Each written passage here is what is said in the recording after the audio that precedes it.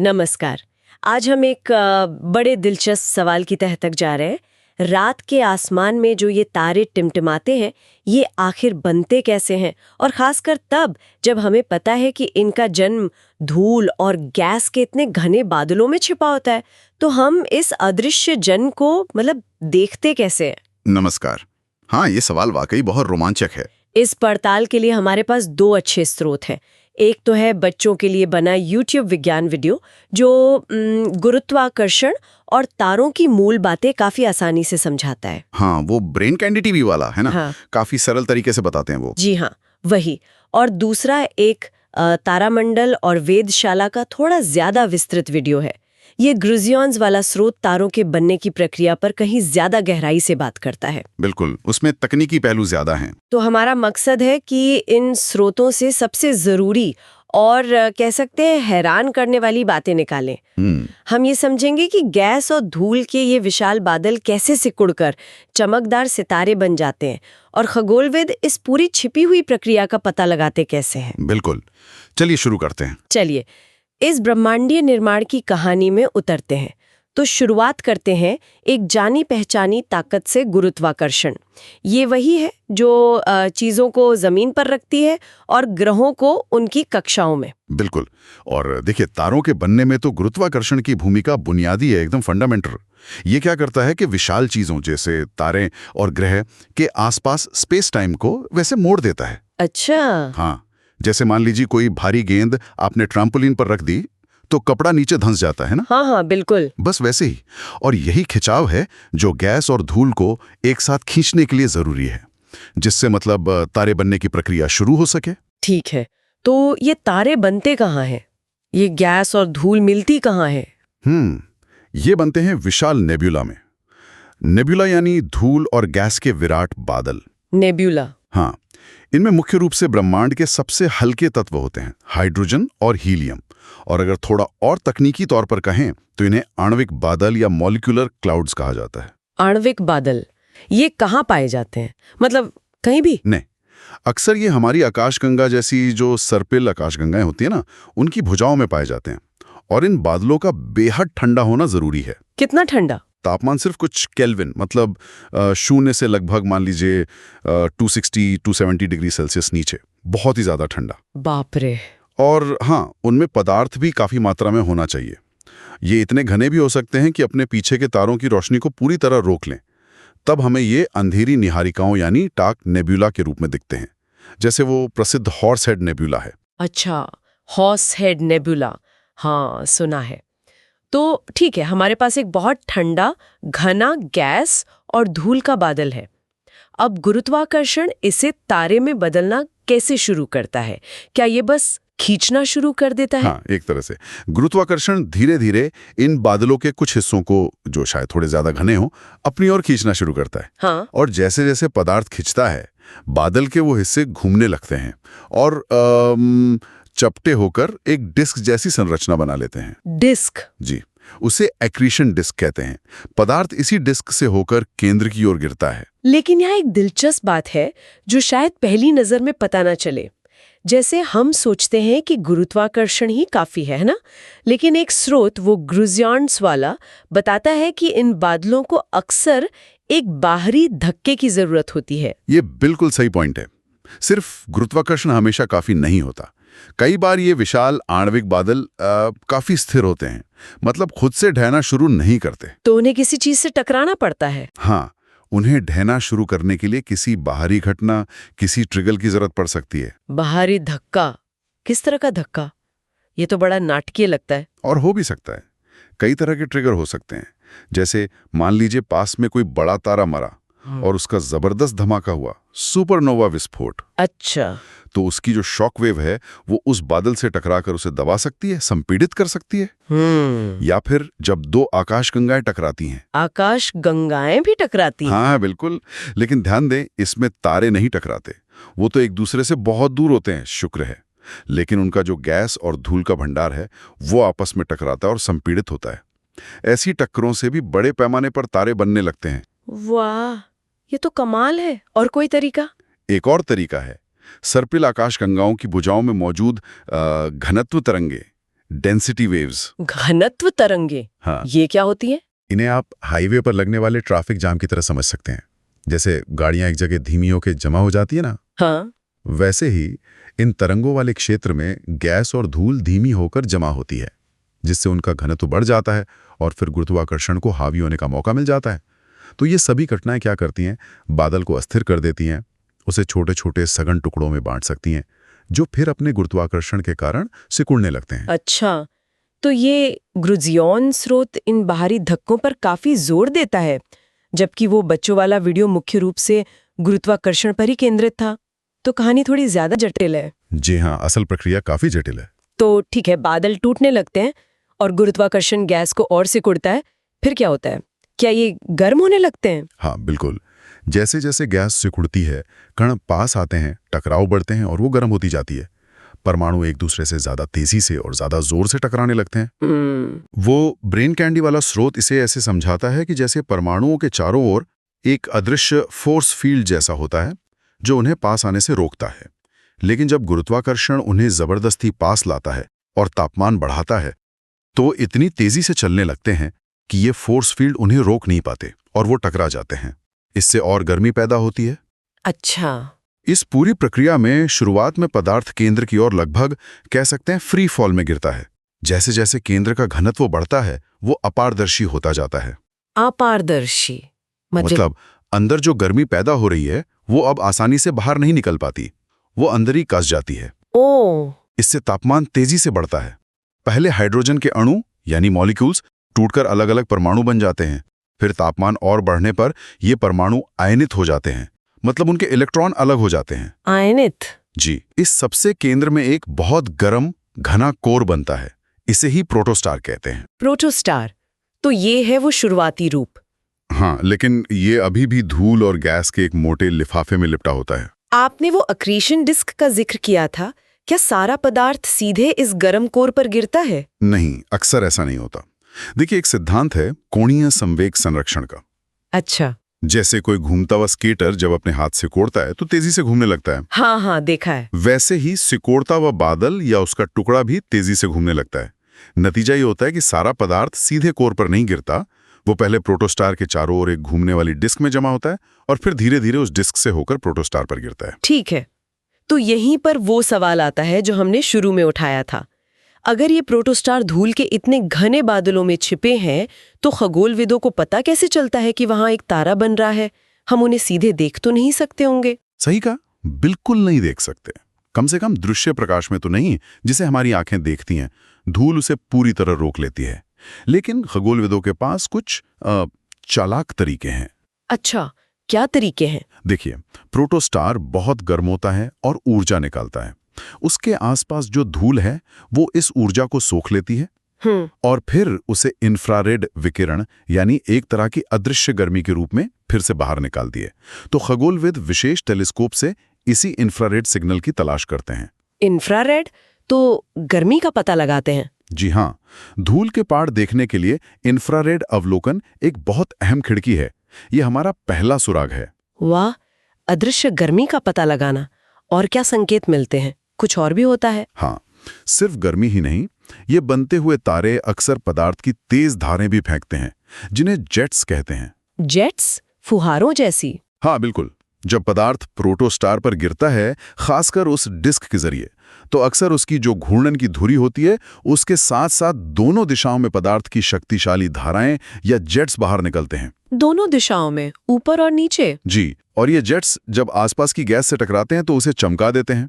इन चमकते हुए हिस्सों को हर्बिग हारो ऑब्जेक्ट्स कहते हैं। हर्बिग हारो ऑब्जेक्ट्स? अजीब नाम है। हाँ, और ये बहुत गतिशील होते हैं। मतलब कुछ सालों में ही इनका आकार और चमक बदलते हुए दिख सकते हैं। तो ये जेट्स भी तारे के बनने का एक साफ संकेत है। गर्मी और जेट्स, और कुछ? हाँ, एक और तरीका है। जब तारा काफी गर्म हो जाता है तो वो अपने आसपास की हाइड्रोजन गैस को आयोनित कर देता है। आयोनित यानी वो इलेक्ट्रॉन अलग कर देता है? बिल्कुल, और ये आयोनित गैस खुद भी चमकने लगती है। इन्हें HI क्षेत्र, H2 रीजन कहा जाता है। ये भी युवा गर्म तारों की मौजूदगी का पक्का संकेत देते हैं। तो ये तीन मुख्य तरीके हो गए, इंफ्रारेड गर्मी, वो जेट्स यानी हर्बिग हारो ऑब्जेक्ट्स, और ये चमकती HHI क्षेत्र वाली गैस। वाकई जासूसी के काम जैसा लगता है। धूल के पर्दे के पीछे झांकना। हाँ, कह सकते हैं। आपने डिस्क की बात की थी प्रोटोस्टार के चारों ओर। क्या हमने ऐसी डिस्क सचमुच देखी हैं तस्वीरों में? हाँ, और ये खगोल विज्ञान के सबसे रोमांचक विकासों में से एक है। एएलएमए जैसे जो शक्तिशाली रेडियो टेलीस्कोप नेटवर्क है ना, एएलएमए, हाँ सुना है इसके बारे में। उसने हमें प्रोटोप्लैनेटरी डिस्क की अद्भुत वास्तविक छवियां दी हैं। प्रोटोप्लैनेटरी मतलब वो डिस्क जहां ग्रह बन सकते हैं। सच में हम देख सकते हैं? जी हाँ, ये वही डिस्क हैं जहां प्रोटोस्टार के बनने के बाद जो बचा हुआ पदार्थ होता है उससे ग्रह बन सकते हैं, हमारे सौरमंडल की तरह। वाओ! तो एएलएमए की तस्वीरों से हमें ये डिस्क सचमुच दिखाई देती हैं, ठीक वैसा जैसा ग्रुत्ज़योंड वीडियो में बताया गया। ये सिर्फ सिद्धांत नहीं, हम इसे बनता हुआ देख रहे हैं। बिल्कुल। और कमाल की बात यह है कि इन छवियों में हम डिस्क के भीतर खाली जगह या गैप्स भी देख सकते हैं। गैप्स? क्यों? ऐसा माना जाता है कि ये गैप्स शायद नए बन रहे ग्रहों के कारण बने हैं जो अपनी कक्षा के आसपास के पदार्थ को साफ कर रहे हैं। अविश्वसनीय। ये देखना कि कैसे तारे और उनके ग्रह एक साथ बनते हैं। बिल्कुल, ये हमें सीधे तौर पर दिखाता है कि हमारे सौरमंडल जैसे सिस्टम कैसे बने होंगे अरबों साल पहले। तो ठीक है, हमारे पास अब एक गर्म घना प्रोटोस्टार है जो धूल में छिपा है, जेट्स फेंक रहा है और जिसके चारों ओर एक ग्रह बनाने वाली डिस्क घूम रही है। ये असली सितारा कब बनता है? वो निर्णायक क्षण क्या है? असली सितारा बनने का निर्णायक क्षण, वो मैजिक मोमेंट तब आता है जब उसके कोर में, उसके केंद्र में परमाणु संलयन यानी न्यूक्लियर फ्यूजन शुरू होता है।